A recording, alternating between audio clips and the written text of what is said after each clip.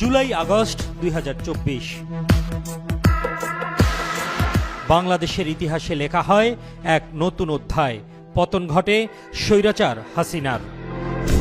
জুলাই আগস্টের সেই আন্দোলনে শহীদ হন বিএনপির 400-রও বেশি নেতাকর্মী। কয়েক হাজার বিএনপির কর্মী সমর্থক আহত হয়েছেন, পঙ্গুত্ব বরণ করেছেন। এ থেকে স্পষ্ট হয় রক্তে ভেজা গণ অভ্যুত্থানে বড় ভূমিকা রাখে বিএনপি।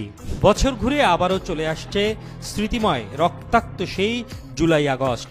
বর্ষপূর্তিতে বিএনপি নিচ্ছে তাৎপর্যপূর্ণ কর্মসূচি।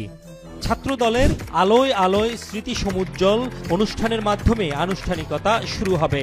30 জুন রাত 12টার পর শহীদদের প্রতি শ্রদ্ধা জানিয়ে কর্মসূচি হবে কেন্দ্রীয় শহীদ মিনার প্রাঙ্গণে।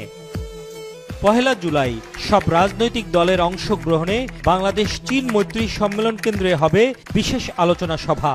শিরোনাম গণ অভ্যুত্থান 2024, জাতীয় ঐক্য ও গণতান্ত্রিক অভিযাত্রা। প্রধান অতিথি হিসেবে যুক্ত থাকবেন বিএনপির ভারপ্রাপ্ত চেয়ারম্যান তারেক রহমান। 3রা জুলাই সারা দেশব্যাপী রক্তদান কর্মসূচি। 5 জুলাই ধানমন্ডি ক্লাব মাঠে বিশেষ ফুটবল টুর্নামেন্ট। 9 জুলাই স্বৈরাচার হাসিনা আমলের মানবাধিকার লঙ্ঘন নিয়ে বিশেষ সেমিনার। 12 জুলাই ছাত্রদলের শহীদ পরিবারের সঙ্গে কথা বলবেন বিএনপির ভারপ্রাপ্ত চেয়ারম্যান তারেক রহমান। 15 জুলাই ছাত্রদল টিএসসিতে আয়োজন করবে বিশেষ সভা, যার শিরোনাম গণ অভ্যুত্থানের মাগ বদলের দিন।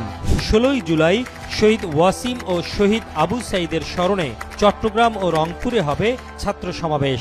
17 জুলাই আন্দোলনে শহীদ ছাত্র